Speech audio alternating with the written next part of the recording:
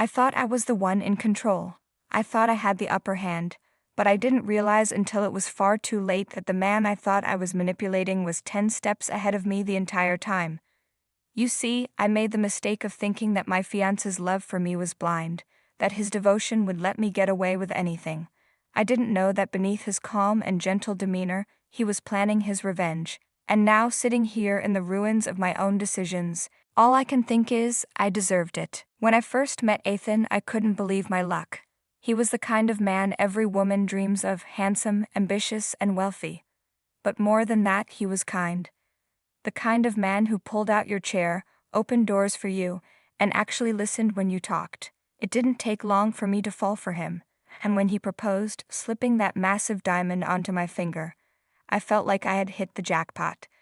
But there was one thing about Ethan that annoyed me. He was cautious. Too cautious. Before we got married, he insisted on a prenup.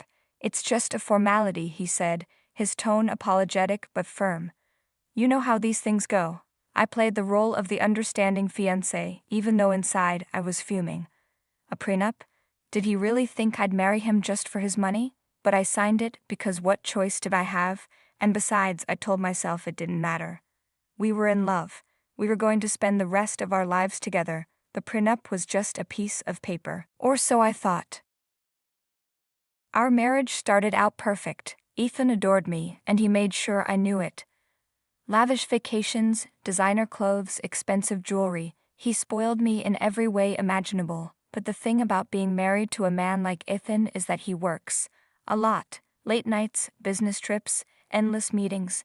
I spent more and more time alone, wandering around our massive house, feeling like a trophy collecting dust on a shelf. At first, I tried to fill the emptiness.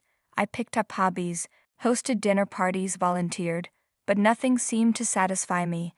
And then, there was Jack. Jack was the personal trainer I hired to help me stay in shape. He was nothing like Ethan. Where Ethan was polished and composed, Jack was raw, magnetic, and dangerously charming. It started with innocent flirtation. Compliments during our workouts, lingering touches under the guise of helping me with my form. I told myself it was harmless, just a bit of fun to pass the time. But the more time I spent with Jack, the more I felt a spark I hadn't felt in years. And one day, that spark turned into a flame. I don't know why I did it. I don't know what I was looking for, excitement, validation, or maybe I just wanted to feel wanted again. But the affair wasn't just about the physical. Jack made me feel alive in a way Ethan hadn't in years. He made me laugh, made me feel reckless and free. Still, I knew it couldn't last. Jack was a distraction, a fantasy. Ethan was my reality, my stability. I thought I was being careful. I thought I was keeping it a secret, but I underestimated Ethan. Looking back, I realized there were signs. Little things I didn't notice at the time. The way Ethan's eyes would linger on me a moment too long, as if he was trying to read my mind. The way he'd ask casually, "How was your workout?" He never raised his voice, never confronted me. And that's what made it so easy for me to keep lying. But Ethan was always smarter than me. One night, Ethan came home earlier than expected.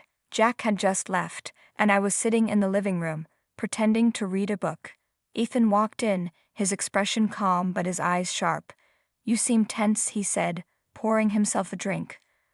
"I'm fine," I said quickly, forcing a smile. He nodded, sipping his whiskey. "You've been spending a lot of time at the gym lately."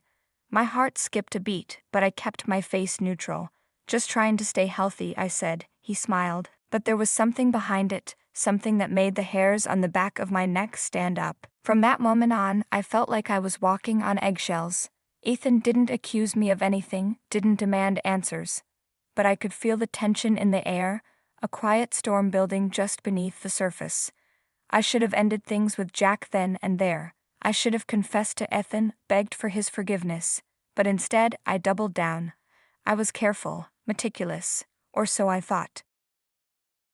Months passed and Ethan seemed to go back to normal. He was attentive, affectionate, the perfect husband. I started to believe I'd imagined the tension, that I was safe. And then, our 5th anniversary arrived. Ethan surprised me with a weekend getaway to a luxury resort. It was everything I could have dreamed of: romantic dinners, sunset walks on the beach, private massages, but something felt off. Ethan was too perfect, too calm. It was like he was trying to lull me into a false sense of security. One night, as we sat on the balcony sipping champagne, he looked at me and said, "Do you remember the prenup we signed?" My heart stopped. "Of course," I said, trying to sound casual. "Why?" He smiled, his eyes piercing. "Because it expires tomorrow." I stared at him, my mind racing. The prenup. It had a 5-year clause. After that, everything, his money, his assets, would be split evenly in the event of a divorce. I opened my mouth to speak, but no words came out. Ethan leaned back in his chair, his expression unreadable. "I just think it's interesting," he said, "how timing works out." When we returned home, everything fell apart. The next morning, I woke up to an envelope on the kitchen counter. Inside was a stack of photos. Me and Jack, kissing, laughing, walking into a hotel together. My blood ran cold. Ethan walked into the kitchen, his expression calm, almost amused. "I had a feeling," he said, "but I wanted to be sure." I tried to explain, to deny it, but the evidence was undeniable. "You waited," I said, my voice trembling. "You waited for the prenup to expire." He didn't deny it. "Why shouldn't I?" he said. "You betrayed me. You lied to me. Do you really think I'd let you walk away with half of everything I've worked for?" In the days that followed, Ethan filed for divorce. He didn't just take his money back, he took everything. The house, the cars, the life I'd built with him, it was all gone. But the worst part wasn't losing the money or the lifestyle. It was losing him. Sitting here now, in a small apartment I can barely afford, I realize how wrong I was. I thought Ethan was just another rich man who would let me get away with anything. I didn't see the strength behind his quiet demeanor, the resolve in his kindness. And now, all I'm left with are regrets.